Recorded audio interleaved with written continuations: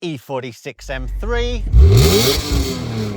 or B7 RS4? Which is the best modern classic daily driver? In today's video, we're going to find out. Both of these cars have naturally aspirated engines. Both have manual gearboxes and both are Bavarian. Both also have a drinking problem. But there are a number of areas in which these cars do differ, and I'll go through that now, starting with this, the Audi RS4, the one I bought first just over 12 months ago. It's very much a car of dual personality. On one hand, it's calm, quiet, and you could blast up and down the autobahn all day and you'd have plenty of energy to spare when you get to the other end. And then, however, you drop it down a couple of gears and it becomes a very different animal.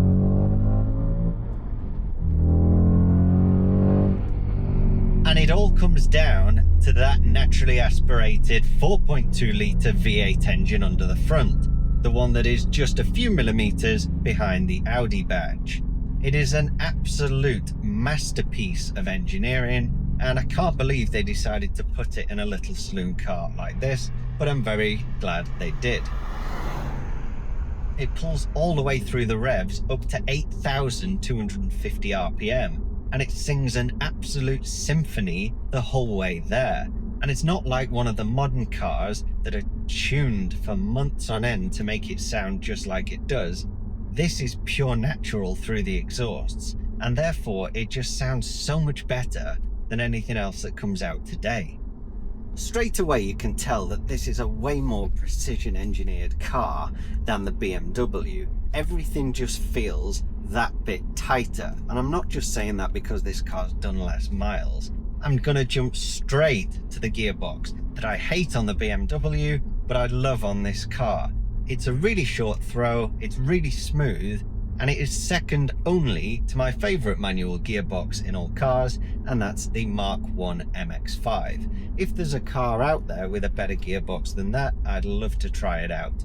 But this is gorgeous, and you just enjoy changing gears. I find myself just doing it for the feel of changing the gear and hearing the engine light up. Also, a few months ago, I called Audi and I said, please can I put the car in for an oil change? And they said no. They said it doesn't need an oil change. We did one on it last year, and therefore bring it back next year. And I thought, really? On a car that's 20 years old, surely I want to do an oil change on it. It costs not a lot of money and actually reduces a lot of risk of damaging the engine. But they insisted that it only needs one next year, and I think that is also a testament to the quality of the engineering on this car. So yeah, that's my little short and sweet summary of owning this car for the past 12 months. Now let's jump in the M3. Right, we're now in the M3, which I'm going to guess is your favourite. I'm guessing that because it got a lot more attention in my previous videos compared to anything I did with the RS4. But I'm going to get straight to the point and say it's not my favourite for a number of reasons. Although this car is higher mileage, I don't think it's as well engineered overall as the Audi. It just doesn't feel quite as well put together, and I've had a lot of faults with it, and everything I've searched on this car front to back is a common fault. And I know that isn't the main ingredient for a driver's car. If that was the case, then we'd all be driving Toyota Priuses. But confidence that this car will stay in one piece, honestly, is quite low. But then again, I do enjoy putting it back together again, so maybe I'll keep it. In terms of the driving experience, I do enjoy driving it every day. The steering feels great, the brakes feel great, and of course that 3.2 litre straight six sounds fantastic. Very unique and very distinctive, and just like the Audi, with a slight squirt at the throttle, you're approaching, if not over, the speed limit. But the main thing that I dislike about this car is the gearbox. The throw is too long, it feels like an 80s Transit, and the gearbox is very notchy. And I read your comments from the previous video. A lot of you said that's just how they are, not just on other BMWs. And for me, it does ruin the driving experience a little bit, especially when the gearbox on the Audi is so good, and I drive that regularly too. But there is something unique about the M3 compared to the Audi that I prefer, and that's that this is always an M3. Whereas the Audi is sometimes special and sometimes not, this makes you feel like you're in an M car all the time through the vibrations, the sound of the engine. The whole experience really just feels special, feels a level up from any of the other cars beneath it, such as a 325 or a 330. You can tell it's an M car, and therefore it feels special. And so I can see why these cars are so sought after. They're becoming quite hard to find now, ones that are unmodified in their original condition, just as this one is. And I learned after buying this one that the spec of this car is quite rare, because not only does it have a manual gearbox, but it doesn't have a sunroof, and therefore it's quite desirable. I guess it's also desirable for the people who want to convert the M3s into track cars, etc., because you wouldn't want a sunroof on a track day. So I'm a little undecided as to what to do with this car. Do I fix it up, get it perfect, and then sell it?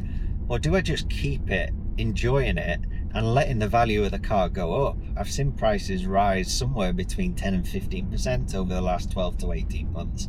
And let's be honest, for an E46 M3, that is only going to go in one direction. It's going to keep going up. Then onto the equipment, which I know shouldn't be a major talking point for a car that's 24 years old, but similar to the Audi, it's got all the features you'd want on a daily driver and none of the annoying stuff we didn't ask for. So it's got electric heated seats, it's got cruise control, it's got what Johnny Smith described in a recent video as peak clocks, and I tend to agree with him. The set of clocks on this car are just perfect.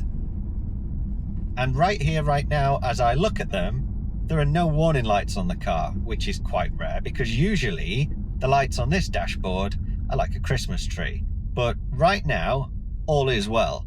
And I'm sure by the time we get to the end of this video, that will have already changed.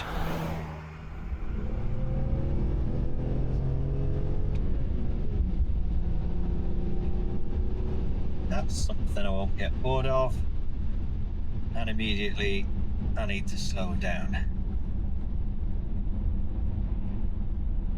Both cars give you the same amount of driving pleasure. Something about these cars that just make you fizz. They make you feel alive in a way that other cars don't. And you can't always describe it. You can't put your finger on it and say that's why. They just do. That's what makes them special.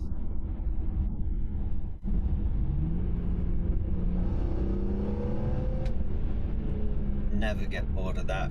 Never, ever, ever get bored of just coming out of a corner, putting my foot down, and pulling through the revs in either of the cars. Very, very good. Very good. Now let's pull over and take a look at these cars sitting side by side. Both look like they go to the gym, both are sitting on 19-inch wheels, and both have a decent set of pipes sticking out the rear. The Audi, however, I think looks a little more subtle. I think you could get away with telling your partner you've bought the entry-level 2-litre version, and you might get away with it. The BMW, on the other hand, looks like an outright chav. It looks like it wants to go down to its local, probably with a flat roof, on a Tuesday morning, where it'll down 5 pints of Stella and then go outside for a fight. There's one area of the Audi, though, that really does out-trump the BMW, and that's under the bonnet. You see, I think you'll agree that this is one of the prettiest engine bays that's ever been in a car. And I just wish they'd made the bonnet transparent, or even better, deleted it altogether, just as Bugatti did with the Veyron.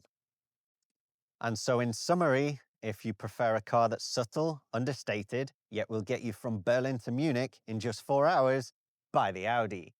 If, however, you prefer a car that's mad and will feel special every single time you drive it, buy the M3. Now, that brings me to the end of this video. Let me know in the comments which one you prefer, the M3 or the RS4. All I want to say for now is thank you very much for watching, and I'll see you in the next one.